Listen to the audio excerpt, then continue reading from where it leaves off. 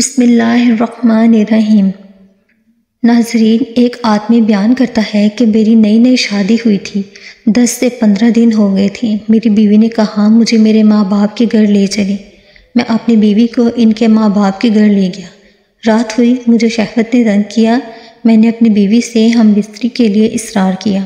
اس بیوی کو یہ بات ناگزیر گزری۔ میری بیوی نے مجھے ہم بستری کھیلنے سے روک دیا۔ صبح ہوئی تو میں اپنی بیوی کے ساتھ لے کر اپنے گھر آ گیا۔ میری بیوی مجھ سے بات کرتی، میں منہ بنا کر اس کی بات کا جواب دیتا۔ میری بیوی کو محسوس ہو گیا تھا میرے شوہر کو میں نے اپنے ماں باپ کے گھر ہم بستری سے منع کیا تھا، اس لیے مجھ سے ناراض ہے۔ میں یہ سوچ رہا تھا کہ شریعت کے لحاظ سے میری بیوی نے یہ کام ٹھیک کیا ہے یا غلط۔ ظہر کی اذان آئی، میں نماز کے لیے مسجد چلا گیا۔ نماز پڑھ کر میں مسجد میں بیٹھا رہا، باقی نمازی چلے گئے تو امام صاحب نے مجھ مخاطب ہو کر پوچھا، بیٹا کیا بات ہے؟ میں نے امام صاحب سے کہا آپ سے ایک شرعی لحاظ سے رہنمائی لینی ہے۔ امام صاحب نے کہا پوچھئے کیا بات پوچھنی ہے؟ تو میں نے کہا بیوی اپنے ماں باپ کے گھر اپنے شوہر کو ہم بستری سے منع کر سکتی ہے یا نہیں؟ امام صاحب میری بات کو سمجھ گئے تھے، ان کو معلوم تھا کہ میری نئی شادی ہوئی ہے۔ امام صاحب میرے ساتھ بیٹھ گئے اور مجھ سے کہا بیٹا یہ مسئلہ تمہارے ساتھ ہوا ہے یا ویسے پوچھ رہے ہو؟ میں نے کہا جی ہاں میرے ساتھ یہ مسئلہ ہوا ہے۔ امام صاحب نے کہا کیا تمہاری بیوی تمہارے اپنے گھر میں بھی یہی سلوک کرتی ہے؟ میں نے کہا نہیں۔ امام صاحب نے کہا بیٹا یہ شرعی لحاظ سے ستونوں کا مسئلہ ہے۔ پہلا ستون یہ ہے کہ اگر تم اکیلے ہو، تمہیں دیکھنے والا کوئی نہیں، تمہاری بیوی تندرست بھی ہے، تمہاری بیوی ہرگز تمہیں ہم بستری سے منع نہیں کر سکتی۔ یہ پہلے شرعی ستون کا سبق ہے۔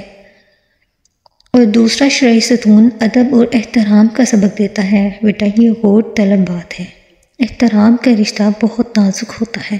پھر امام صاحب نے پوچھا بیٹا تمہاری بیوی کو تمہارے سسرال نے رضامندی سے تمہیں دیا تھا؟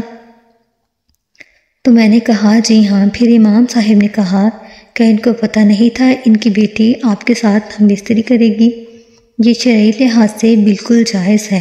میں نے کہا جی ہاں انہیں پتہ تھا، بس اس بات کو اپنے ذہن میں بٹھا لو آپ کی بیوی نے اس لیے آپ سے ہم بستری سے معذرت کر لی۔ اگر تمہاری بیوی کے ماں باپ یا اس کے بہن بھائی اس عمل کا جو تم دونوں کرنے جا رہے تھے، جو بالکل ایک جائز عمل تھا، پتہ چل جاتا تو کیا ان سے نظریں ملا پاتے؟